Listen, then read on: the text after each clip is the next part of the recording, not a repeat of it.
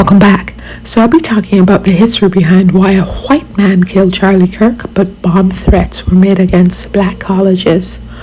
White terrorism is as American as apple pie. The first recorded white-led massacre in the U.S. was the Conestoga Massacre of December 14th, 1763. In that, 50 white settlers called the Paxton Boys attacked 20 indigenous residents of what was called Conestoga Indian Town. The Paxton Boys brutally murdered 6 of the 20 in their homes, and the other 14 were brutally murdered while seeking shelter in a workhouse. The reason for the massacre was the Scots-Irish frontiermen, white people, felt that the white Quakers were given more resources to the indigenous peoples than to the white people. Next up is the New York City draft riots and massacre, which was a 4-day-long torturing session, July 13th through 16, 1863. This is documented as one of the largest insurrections in the U.S. history besides the Civil War, and the majority of the perpetrators were poor white people of mainly Irish or Irish-American ethnic backgrounds. They resented being conscripted into the Civil War to end slavery and being unable to purchase their way out of it as the rich did for $300.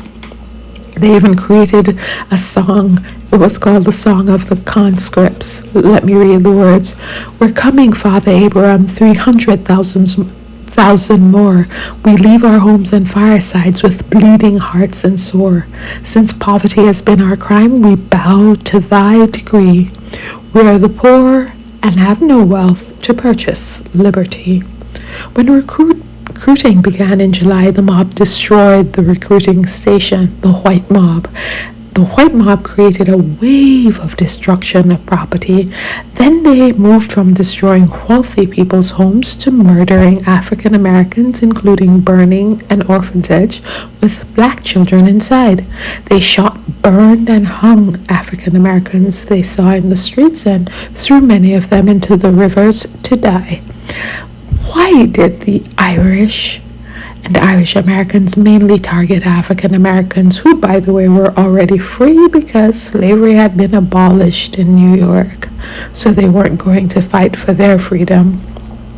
I understand why these poor white people resented the rich and the Republicans who supported the war to end slavery.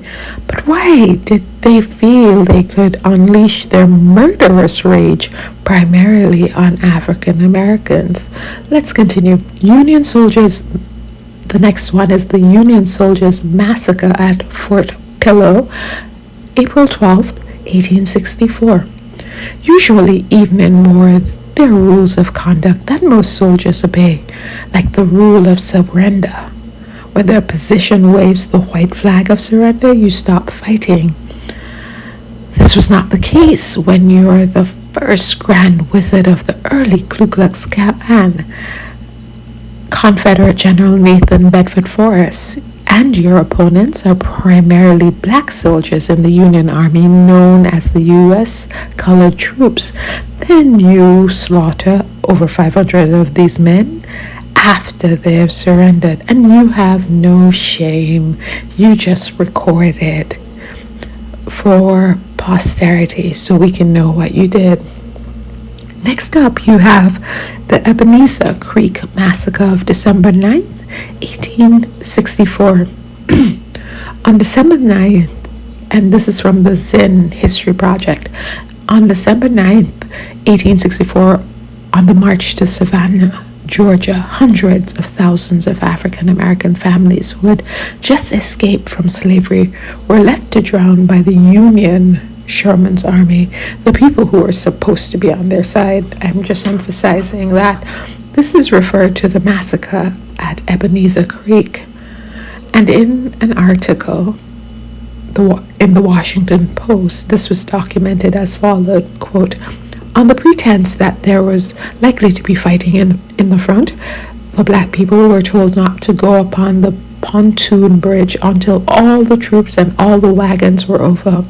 A guard was detailed to enforce the order. recalled Colonel Charles Kirk of the 16th Illinois Cavalry in a speech 20 years after the incident. He says, "As soon as we were over the creek, orders were given to the engineers to take up the pontoons and not to let the N-word cross. I sat upon my horse then and witnessed a scene the like of which I pray my eyes may never see again." End quote. Just before sunrise, the refugees cried out as their escape route was pulled away from them. The Union soldiers pulled them away. Moments later, Wheeler's scouts rode up from behind, that is the Confederate, and opened fire. Hundreds of refugees rushed forward into the icy current.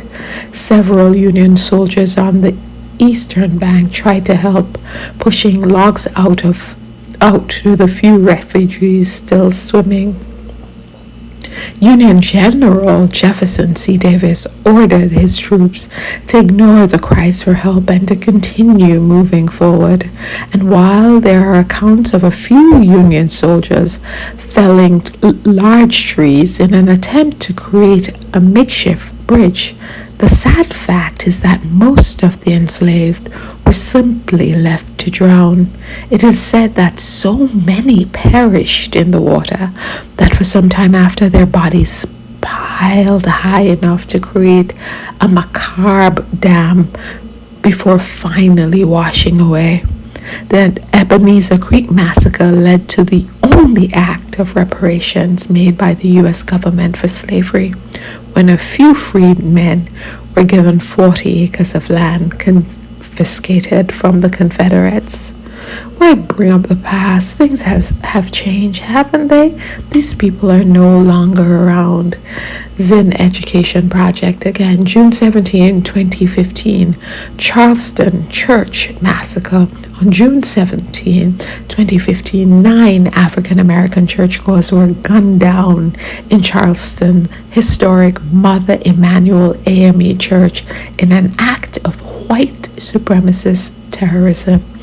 The 9 people murdered were Clementa C. Pinckney, she was 41, Cynthia Marie Graham Hurd, 54, Susie Jackson, 87, Ethel Lee Lance, 70, DePayne Middleton Doctor, 49, Tawanza Saunders, 26, Daniel L. Simmons, 74, Sharonda Coleman Singleton, 45, Myra Thompson, 59.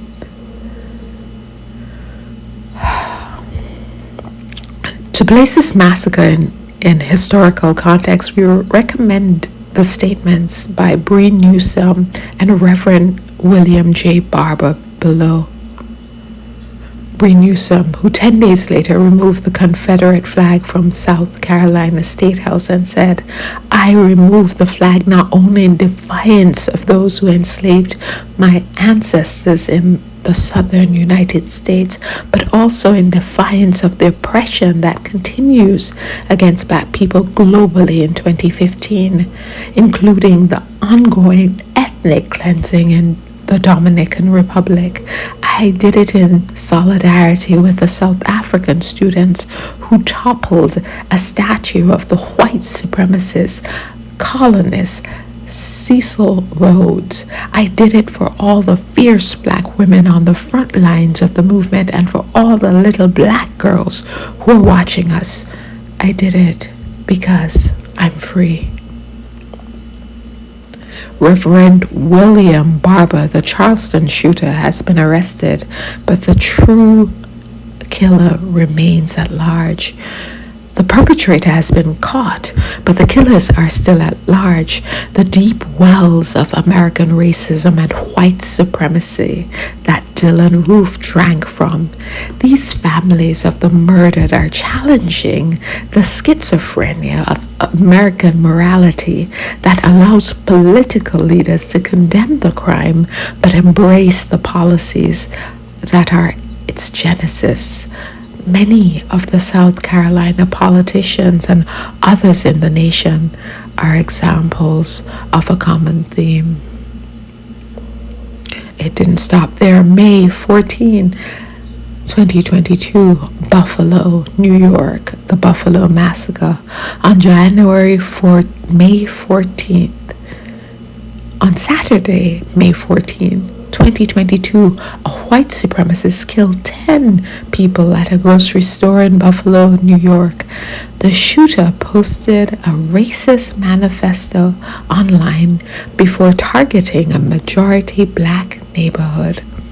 As reported by Democracy Now!, quote, his writings took heavily from the conservative conspiracy theories that white people were in danger of being replaced by people of color.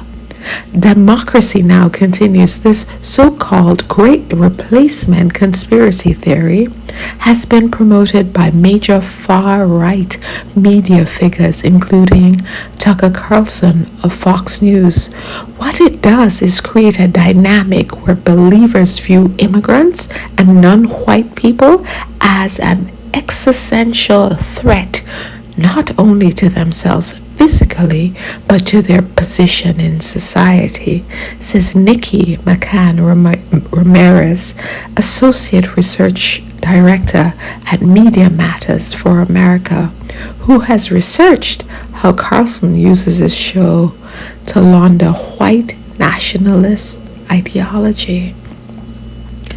Don't answer the question here, because we're always being policed. Just think about it for yourself. Why did a white person kill a white person and white people threatened predominantly black schools? And what are the ways we can guarantee the thriving of these black institutions and ourselves? Thanks so much for listening.